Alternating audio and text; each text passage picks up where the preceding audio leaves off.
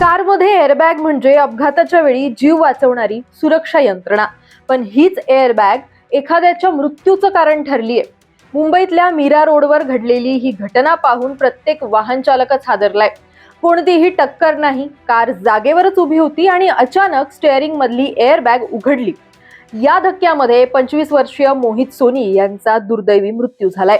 या संपूर्ण घटनेचं शेवटचं सीसीटीव्ही फुटेज नवराष्ट्र डिजिटलच्या हाती लागलं असून या फुटेजमधून दुर्घटनेचा थरारक घटनाक्रम स्पष्टपणे दिसतोय. अखेर उभ्या गाडीमध्ये एअरबॅग अचानक कशी काय उघडली, यामागे काही तांत्रिक बिघाड होता का? वाहनधारकांनी कोणती काळजी घ्यायला हवी, पाहूयात त्याचा हा स्पेशल रिपोर्ट. सीसीटीव्ही मध्ये दिसतंय की मोहित सोनी कार पार्क करतायत. सर्व काही सुरळीत असल्याचं वाटत असतानाच काही सेकंदातच स्टीअरिंग मधली एअरबॅग मोठ्या आवाजासह अचानकच उघडते. परिसरातले नागरिक घाबरून कारकडे धाव घेतात. पण या दुर्घटनेत एअरबॅग्सच्या कव्हरचा प्लास्टिकचा तुकडा मोहित यांच्या गळ्याला जोरात लागलेला असतो. गंभीर दुखापत आणि अति रक्तस्राव याच्यामुळे त्यांना तातडीनं रुग्णालयात दाखल सुद्धा करण्यात आलं होतं. मात्र डॉक्टरांनी त्यांना मृत घोषित केलं. या घटनेची आकस्मिक मृत्यू म्हणून नोंद करत काश्मीरा पोलिसांनी तपास सुरू केलेला आहे. मृताच्या कुटुंबियांनी या प्रकरणाची सखोल चौकशी करून जबाबदारांवर कठोर कारवाई करण्याची मागणी सुद्धा केली आहे. दरम्यान ऑटोमोबाईल तज्ज्ञांच्या मते एअरबॅग ही विनाकारण उघडत नाही. वायरिंग मध्ये शॉर्ट सर्किट, सेन्सरमध्ये बिघाड, उंदरांनी वायर कुरतडणं, पाण्यामुळे इलेक्ट्रॉनिक सिस्टीम खराब होणं किंवा इतर तांत्रिक दोषांमुळे चुकीचा सिग्नल जाऊन एअरबॅग अचानक सक्रिय होण्याची शक्यता असते. म्हणूनच वेळेत कारची सर्व्हिसिंग करणं, वायरिंग आणि सेन्सर्सची तपासणी करणं, पाण्यात गेलेल्या वाहनांची तांत्रिक तपासणी आणि उंदरांपासून संरक्षण ही अत्यंत महत्त्वाची काळजी असल्याचं तज्ज्ञ मानतात.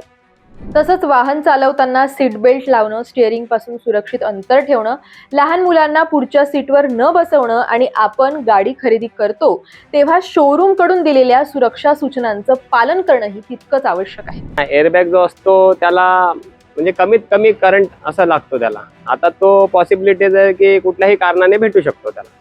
म्हणजे आता काय झालं, जशी वायरिंग उंदराने खाल्ली आहे किंवा तिची तार कुठे लागलेली आहे किंवा मॉड्यूलमध्ये काही गडबड आहे, एखादा आयसी खराब झाला आहे किंवा काय, हे शक्यतो कमी होते असं.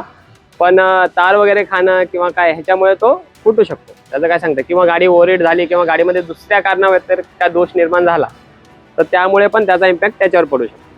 ड्रायव्हिंग करताना काय काळजी घेतली पाहिजे? ड्रायव्हिंग करताना एक तर म्हणजे तुम्ही जेव्हा गाडी चालवता त्यावेळेसला तुमची जी सिटिंग पोझिशन आहे ते स्टेअरिंग व्हील आणि तुमच्यामध्ये अंतर असलं पाहिजे. तुमचे जे हात आहेत ते स्टेअरिंग व्हीलला असे लांब पाहिजे जरा. तुम्ही जर एकदम जवळ त्याला घेऊन बसाल आणि कोइन्सिडेन्सली समजा काय आलं अचानक किंवा कुठे लागलं किंवा कुणी समोरच्या चुकीमुळे गाडी इकडे तिकडे गेली आणि ती फुटली तर ते तुम्हाला, कारण की एअरबॅग फुटते ना तेव्हा त्याचा कव्हर वगैरे उडतो ना, तो खूप जोरात लागतो.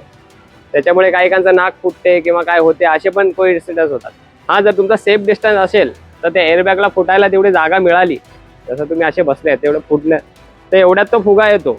मग नंतर तुम्ही त्याच्यावरती आपट तर तुम्ही वाचू शकता. चालकांनी काय काळजी, ॲक्च्युली चालकांनी तसं काय काळजीचं म्हणजे तसं काय फिक्स नाही आहे की काय घ्यायचं काय नाही. पण एवढं आहे की गाडी चालवताना चालकाने सीट बेल्ट वगैरे व्यवस्थित लावायला पाहिजे. जसं सीट बेल्ट तुम्ही लावलेला असणार तरच तुमचं एअरबॅग फुटणार चालू गाडीमध्ये. आणि स्लो स्पीडला तो फुटणार नाही, त्या लेवलचा इम्पॅक्ट पण पाहिजे, गाडीचा स्पीड पण त्या हिशोबाने पाहिजे. आणि गाडी चालवताना सेफ डिस्टन्स ठेवायला हवं स्टेअरिंग व्हील आणि स्वतःमध्ये, कारण की एअरबॅग फुटला तर तो तुमच्या तोंडाला जबरदस्त लागू शकतो. काही लोक गाडी अशी चालवतात, एकदम अशी समोर घेऊन चालवतात, तर सडनली समजा सिच्युएशन अशी आली दुसऱ्याच्या चुकीमुळे किंवा तुमच्या चुकीमुळे की ते अपघात झाला समोर आणि एअरबॅग फुटली तर तुम्हाला इंजुरी होण्याची शक्यता आहे किंवा मेजर डॅमेज पण होऊ शकते. तर त्याचं काही सांगता येत नाही. सेफ्टी फक्त हेच की तुम्हाला सीट बेल्ट वगैरे व्यवस्थित लावायची. आणि जसं लहान मुलगा आहे, लहान मुलांना समोर मांडीवर किंवा इथे सीटवरती समोर घेऊन असं चालवू नये. इथे को ड्रायव्हरला पण मुलं लहान इथे असतात, इथे एअरबॅग आहे, त्यांचं कसं नाजूक असते सगळं, तर त्यांना लागलं तर त्यांची मान वगैरे हे होण्याची शक्यता आहे लचकण्याची. इथे कंपनीने दिलेलं पण असते की लहान मुलांना इथे बसवू नये म्हणून किंवा चाइल्ड सीट इथे लावू नये म्हणून. चाइल्ड सीट नेहमी पाठी लावायला पाहिजे, मुलांना नेहमी पाठी बसवायला पाहिजे. सिंगल मुलगा असेल तर बसला तर हरकत नाही, आणि ती पण सीट लांब पाहिजे. जर जवळ असेल तर त्याला इम्पॅक्ट होण्याचे चान्सेस आहेत. मीरा रोडवर घडलेली ही घटना प्रत्येक वाहनधारकासाठी एक गंभीर इशारा आहे असं म्हणायला हरकत नाही. जीव वाचवण्यासाठी बनवलेली एअरबॅग तांत्रिक बिघाडामुळे जीवघेणी सुद्धा ठरू शकते. त्यामुळे नियमित सर्व्हिसिंग, वेळेवर तपासणी आणि सुरक्षेच्या नियमांचं पालन यांमुळेच अशा दुर्घटना ज्या आहेत त्या टाळता येऊ शकतात. मुंबईहून निलेश महाडिक आणि विजय काटे यांचा रिपोर्ट, नवराष्ट्र.